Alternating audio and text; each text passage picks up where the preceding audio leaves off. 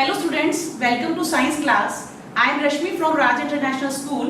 Today I am going to start chapter number 8 and name of the chapter is Cell, Structure and Functions. So in this chapter we will discuss about the cell, how cell is discovered, what are the parts of cell and what are the functions of cell.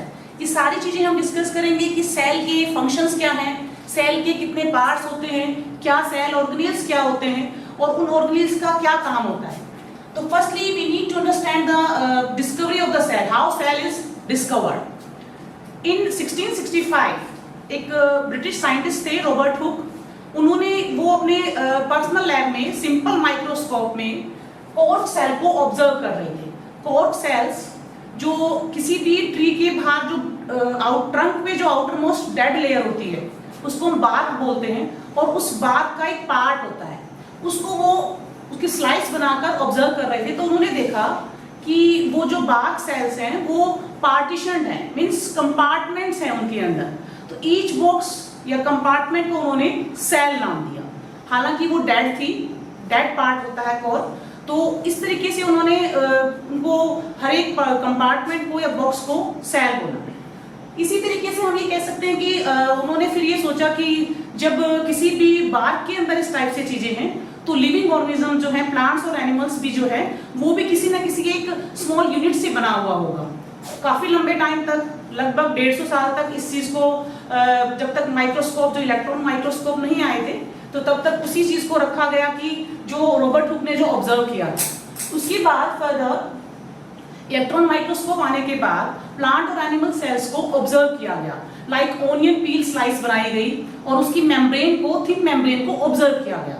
तो जैसे कि scientist ने बताया कि जिस तरीके से हमारा जो घर होता है, एक बिल्डिंग होती है, उसको बनाने में ब्रिक्स का यूज किया जाता है और 1 बाय 1 एक एक ईंटों को लगाकर पूरी दीवार बनती है, उसके बाद पूरा घर बनता है.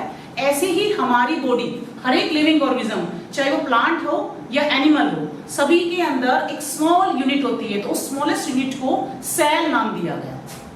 जैसे हम इस डायग्राम में देख सकते हैं, this one is a diagram of onion peel slice. You can see some compartments are there. तो ये जो बॉक्सेस हैं, ये जो पार्ट है, ये लाइक हनी कॉम्ब जैसे दिख रहा है. जो मधुमक्खी का छत्ता होता है उसमें जो दिखता है हनी कॉम्ब में, जो हेक्सागोनल शेप में, तो इस टाइप से जो ये पार्ट दिख रहे हैं, ये कंपार्टमेंट या बॉक्स, इनको हर एक बॉक्स को सेल कहा गया. तो this is all about the cell. Cell किस तरह से डिस्कवर हुई, तो जस्ट हम ये कह सकते हैं कि these are the building blocks of all the living organism. Actually जितने भी प्लांट्स और एनिमल्स हैं हमारे सराउंडिंग में, जितने भी प्लांट्स और एनिमल्स हम देखते हैं, उन सब में कहीं ना कहीं शेप, साइज, उनके फूड हैबिट या हैबिटेट में बहुत सारे वेरिएशंस हैं, बहुत सारे डिफरेंसेस होते हैं. लेकिन हम ये कह सकते हैं कि उनमें एक चीज जरूर कॉमन है और वो कॉमन चीज ये है कि they all are made up of tiny units and these tiny units are called the cell. So this is all about the cell. Now students, we will start from the variety in number of cells. Variety का मतलब कि विभिन्नताएं, differentiation. Number of cells.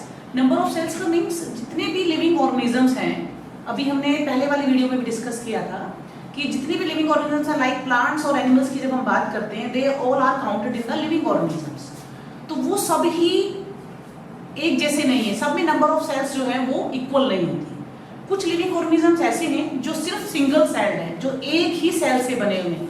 Like यहाँ पे हम diagram देख सकते हैं, amoeba and the paramecium. So amoeba, paramecium, Euglena, Chlamydomonas, all these living organisms are made up of only one cell. ये सिंगल सेल्ड लिविंग ऑर्गेनिज्म कहलाते हैं और इनको हम यूनिसेलुलर भी बोलते हैं. Uni means one.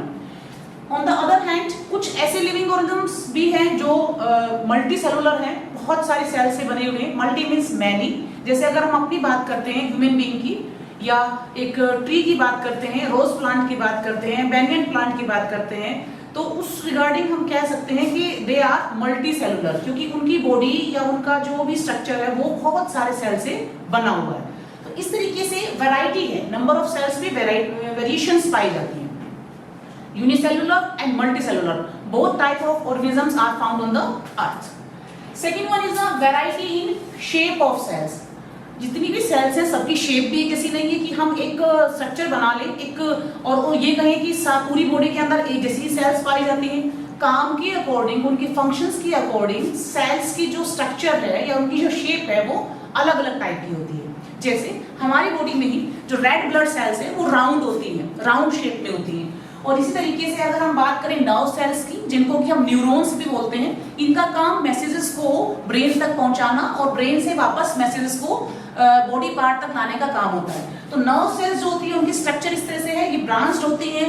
आप देख सकते हैं इसमें मींस टेल टाइप स्ट्रक्चर है, तो इसमें अलग अलग पार्ट्स हैं और बहुत बड़ी साइज, इसका साइज जो होता है वो भी काफी बड़ा होता है।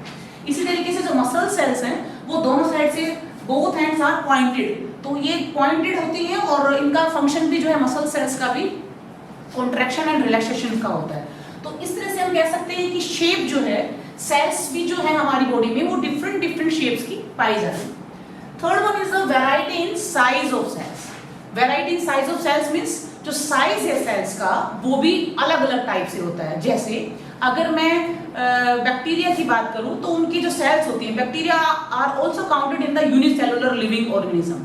उनका साइज 0.1 माइक्रोन मीटर से लेकर 0.5 माइक्रोन मीटर तक होता है। आप मान सकते हैं कि कितना छोटा साइज होता है। और अगर इसी तरीके से जो नर्व सेल्स होती है उनकी जो लेंथ है या उनकी जो लंबाई है वो 1 मीटर से भी ज्यादा होती है। तो अलग अलग सेल्स का हमारी बॉडी में जो साइज है वो भी डिफरेंट है। ये डिपेंड करता है कि उनके वर्क पर, उनके फंक्शंस पर डिपेंड करता है।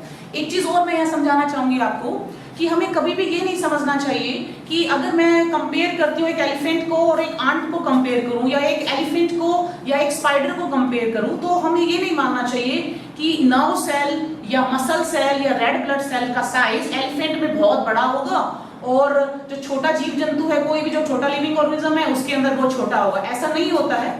सेल्स, नंबर ऑफ सेल्स कम या ज्यादा हो सकती हैं। जैसे जैसे हम बड़े होते हैं तो सेल्स की संख्या बढ़ती चली जाती है। तो हमारी बॉडी के अंदर ट्रिलियंस ऑफ सेल्स प्रेजेंट हैं। तो this is all about the variety in shape, variety in number and variety in size of cells. In the next video, just we will discuss about the animal and plants.